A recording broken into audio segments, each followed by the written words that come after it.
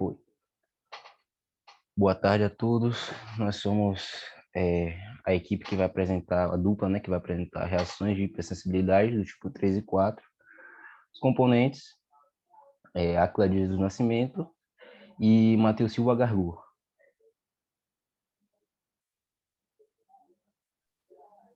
Bom, pessoal, irei falar agora um pouco sobre o conceito geral de hipersensibilidade. A reação imune natural, ou conhecida também como normal, ela ocorre a partir da liberação de pró-inflamatórios, né?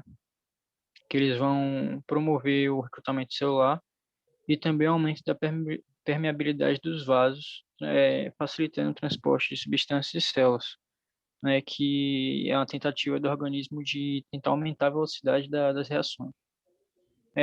Porém, tem indivíduos que possuem reações, né, que são chamadas de hipersensibilidade, que é o nosso tema, que são aquelas que geram uma resposta exagerada, né, frente a um antígeno, tanto externo contra ou até mesmo contra o próprio tecido celular do indivíduo. Bom, a hipersensibilidade do tipo 3, né? O que é essa hipersensibilidade do tipo 3? Basicamente, é uma reação que é mediada por imunocomplexos. Ela é conhecida, né, como formadora de imunocomplexos, que nada mais são do que antígenos ligados a anticorpos. Isso forma alguns conglomerados, como a gente pode ver aí na imagem, né, de antígenos e anticorpos. E eles são das classes IgM ou IgG. Em condições normais, né, esses imunocomplexos geralmente são removidos pelas células fagocíticas. Porém, no processo da hipersensibilidade, há a formação de tantos imunocomplexos que não dá tempo dessas células fagocíticas retirarem esses antígenos e anticorpos. Essas reações ocorrem geralmente de 3 a 10 horas, mais ou menos. Então, basicamente, é um desequilíbrio em que tem a formação de mais imunocomplexos do que as células fagocíticas conseguem fagocitar e eliminar. Essa reação exagerada e essa formação de imunocomplexos tem alguns danos graves ao organismo.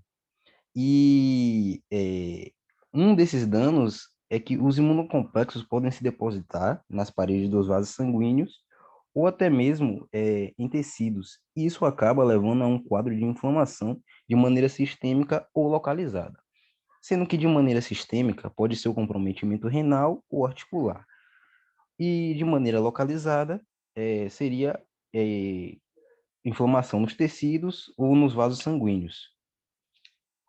Bom, como acontece, né, esse desenvolvimento das reações? Como acontece a formação do complexo antígeno-anticorpo? Basicamente, geralmente, né, eles se formam na circulação, quando o antígeno e o anticorpo se encontram. Então, o acúmulo entre várias ligações, né, de antígeno e anticorpo começa a aumentar durante esse processo de hipersensibilidade e acabam se depositando nesses órgãos ou tecidos. O sistema, né, retículo endotelial, que é basicamente formado por macrófagos, ou seja, aquelas células que geralmente fazem a limpeza desses imunocomplexos, não consegue eliminar todos por conta do excesso. E uma das questões que nós devemos levar em consideração é que os imunocomplexos que são formados, que são os imunocomplexos maiores, eles são mais fáceis de eliminar do que os menores. Então, na hipersensibilidade, tem-se a formação de muitos imunocomplexos menores e acaba, por assim dizer, fugindo, né, do sistema imune. É, Nós temos algumas consequências, né? Se for nas paredes dos vasos sanguíneos, o depósito desses imunocomplexos pode ocorrer, né, a hemorragia e a necrose. Se for nos rins, vai ocorrer na membrana, né, glomerular, e pode haver a perda da integridade e o extravasamento de proteínas e eritrócitos na urina. E se for na articulação, pode ocorrer a destruição da membrana sinovial e cartilagem. É, Nós temos que lembrar também que quanto maior for a afinidade da ligação, né, maior a chance deles se depositarem nos tecidos. E os imunocomplexos ativam o sistema complemento. Bom, eu trouxe um exemplo aqui de doença que é bem característico da hipersensibilidade, né, do tipo 3, que é o lúpus eritematoso sistêmico, que é uma doença, né? É uma doença muito comum em mulheres em idade fértil, e nós temos que entender que o lúpus é uma doença inflamatória causada quando o sistema imunológico ataca seus próprios tecidos. É, o diagnóstico geralmente é depois dos 20 anos. Uma das principais características dessa doença é que é uma erupção, né, como a gente pode ver na imagem, erupção avermelhada na face, que é em forma de asa de borboleta, que é chamada de Hashimoto. O lúpus, ele pode afetar vários órgãos, por ter esse depósito de imunocomplexos em vários órgãos. Então, é uma doença sistêmica por conta disso. E uma das principais causas de morte dentro do lúpus é a glomerulonefrite, as lesões renais, e o tratamento basicamente, ele consiste no uso, né, de imunossupressores. E embora não haja cura para o lúpus, os tratamentos atuais melhoram bastante a qualidade de vida pelo controle dos sintomas e diminuição das crises. Isso começa com modificações do estilo de vida, incluindo dietas, proteção contra o sol e outras medidas, né, de controle da doença, que inclui, como eu falei, né, imunossupressores ou anti-inflamatórios e esteroides.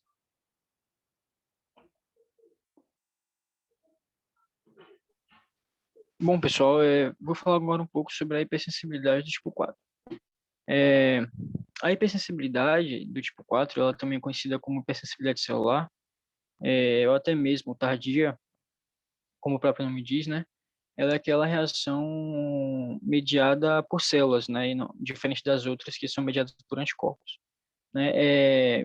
Essa reação de hipersensibilidade do tipo 4, ela traz manifestações clínicas demoradas justamente por ser mediadas por células. As principais células mediadoras, né, dessa reação são os linfócitos T, no caso, tanto os TCD4 quanto os TCD8+. Como eu disse antes, né, pelo fato dessa reação ser mediada por células, as manifestações clínicas vão ocorrer de maneira tardia, justamente pelo transporte da célula, né, de tecido a tecido. Pode passar.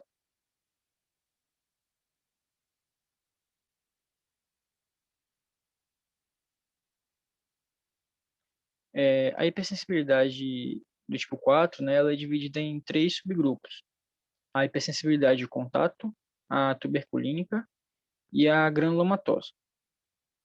A reação de hipersensibilidade de contato ela é aquela que ocorre na região da epiderme. Ela é proveniente, né, do contato com produtos químicos, toxinas ou até mesmo metais pesados com a pele, né? Esse processo ele vai gerar um eczema, que é uma dermatite no local do contato. A reação de hipersensibilidade tuberculina ocorre em pacientes possuidores da tuberculose, né, que acabam entrando em contato com a tuberculina, que é um antígeno proveniente do bacilo de Koch, né, na região intraderme. Então, esse contato ele vai gerar rubor, calor e induração no local da injeção.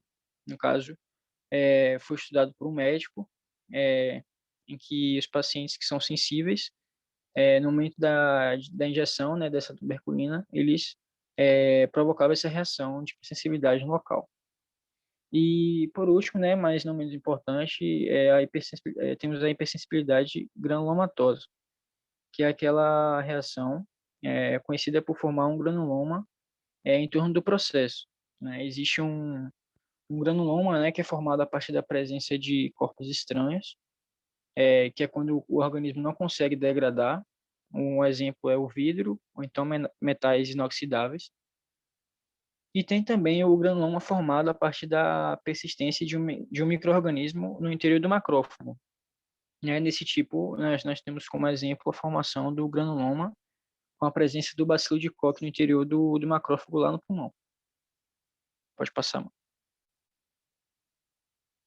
Bom, como mecanismo geral da hipersensibilidade do tipo 4, ela é mediada por células T, né, que vão ativar e incentivar a ação dos macrófagos e dos monócitos também.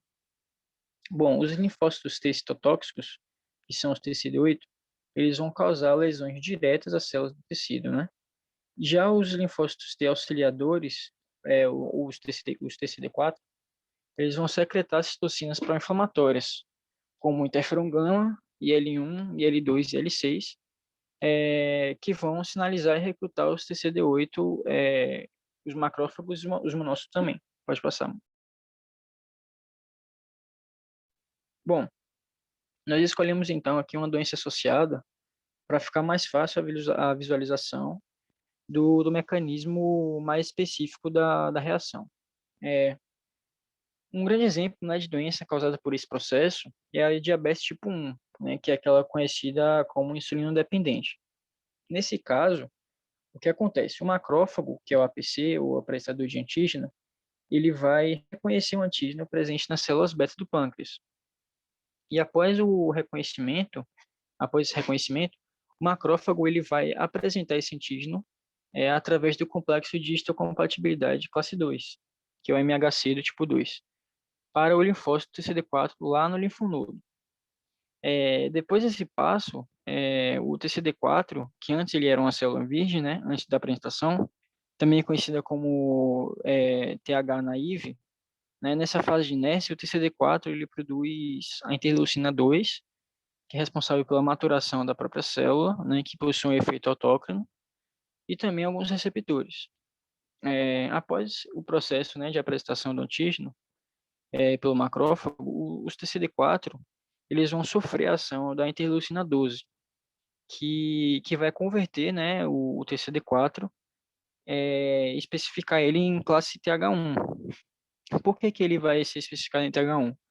Justamente para poder ativar os TCD8 posteriormente através da citocina interferon gama, né? Já que os TCD8, eles, após desse estímulo, eles vão migrar para o tecido-alvo, que nesse caso da doença associada ao pâncreas, para poder encontrar então as células beta e provocar a lise celular, conhecida como citólise. Pode passar, mano. Bom, e os tratamentos, né? O tratamento em questão vai depender de qual doença a pessoa vai manifestar através da hipersensibilidade.